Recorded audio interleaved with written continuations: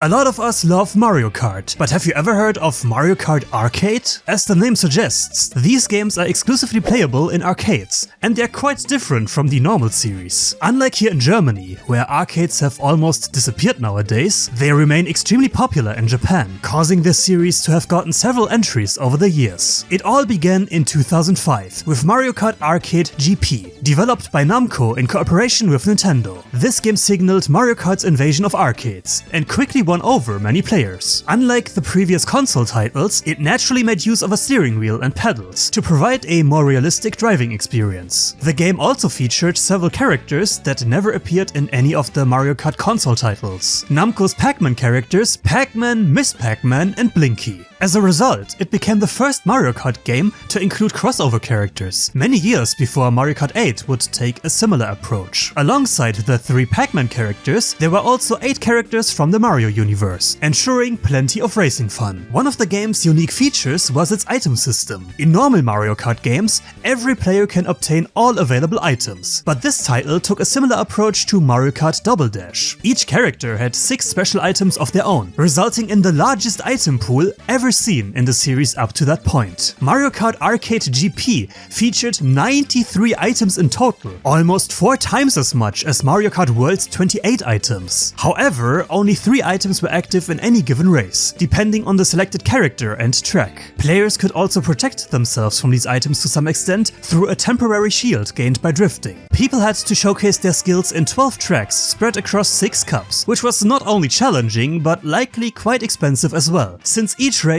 required another payment. Incidentally, each cup consisted of 4 races on 2 tracks, meaning that every track was used twice. On the second run, however, there would be slight variations, such as a change in time of day or weather conditions. At the end of every cup, there was also a challenge event, similar to the mission mode that later appeared in Mario Kart DS. So if you've always wanted to smash Koopas with a hammer, then this is definitely the right game for you. As usual, the game featured the standard game modes: Grand Prix, Time Trial and Versus, and it could also be played against other people too. One interesting feature was that progress could also be saved on a so-called Mario Kart, allowing you to store your unlocked items and tracks and continue your progress whenever you returned. Thanks to the great success of Mario Kart Arcade GP, 3 more titles were developed afterwards. The next one was, unsurprisingly, Mario Kart Arcade GP 2, released in 2007. In every aspect, this game was an improved version of its predecessor. All of the characters and tracks from the original game returned, along with several new additions. The character lineup was expanded from 11 to 13 characters. The newcomers were Waluigi and Mametchi. I probably don't need to explain to you who Waluigi is, but Mametchi definitely requires some explanation. Mametchi is a character from the Tamagotchi series and is supposedly extremely intelligent, with an IQ of around 250. That impressive intellect likely helped with kart driving as well, because unlike the first game, the sequel introduced 2 carts for every character. The cup selection was expanded too, with the addition of the Waluigi Cup and the Yoshi Cup. The game also introduced so-called Mario Coins, which could be used to unlock new carts and special items. Furthermore, this was the first Mario Kart game to feature a commentator. Here we are live from Pac Labyrinth. This technical course forces several 90-degree corners. The most talented driver is Mametchi. What thrilling techniques will we see? In many cases, however, this was far more annoying than helpful, since he simply never stops talking. Mario! Bang, bang, bang! Waluigi is banging away. Wario, the Thunderstick activated.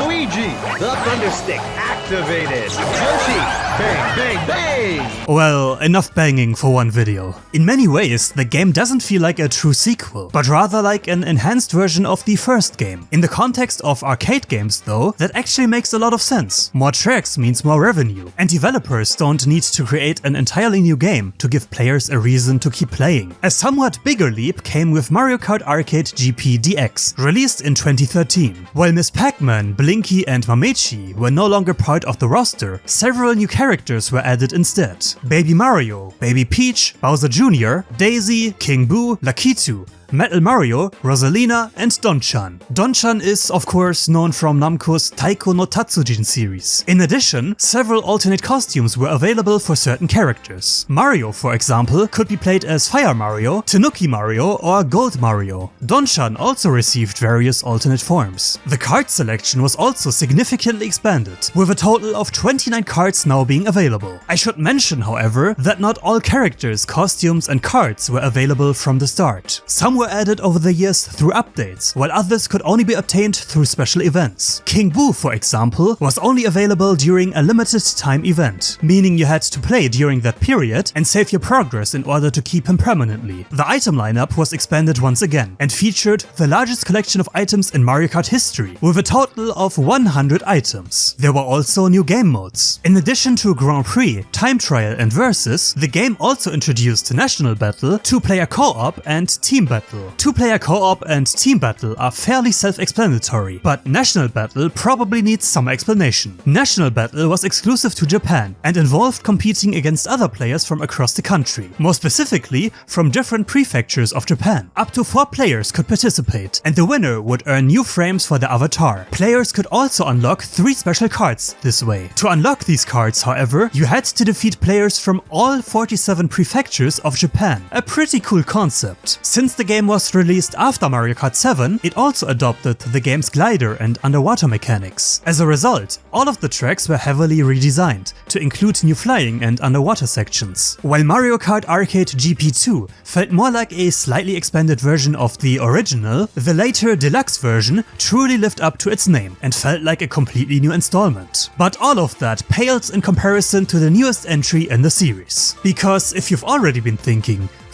I'd really like to play those, then hold on tight. The next, and so far final entry in the Mario Kart Arcade series is arguably the most unique game in the entire Mario Kart franchise, because it's a VR title. If you've ever wanted to play Mario Kart in real life, then this virtual reality installment is probably the closest you'll ever get. Mario Kart Arcade GP VR first launched in Japan in 2017, but it's also available in certain locations in England, France, and the United States. Naturally, the game makes use of VR headsets, but a steering wheel and pedals are also required once again. The immersion features go much further than that though, as there are several additional elements that make this Mario Kart experience feel truly real. For the first time in the series, the game is played from a first-person perspective, making you genuinely feel as if you're inside the game. You can see yourself steering, and even collect items with your own hands before activating them through hand motions. The seats themselves react to the gameplay too. For example, when you're gliding through the air, the seat moves accordingly to simulate a similar sensation. Unfortunately, I've never had the chance to try it myself, and I imagine the same is true for most of you too, since it never released in most parts of the world. However, it's often described as one of the best VR experiences available, and the gameplay footage shown here probably doesn't do it any justice. The only somewhat disappointing aspect of the game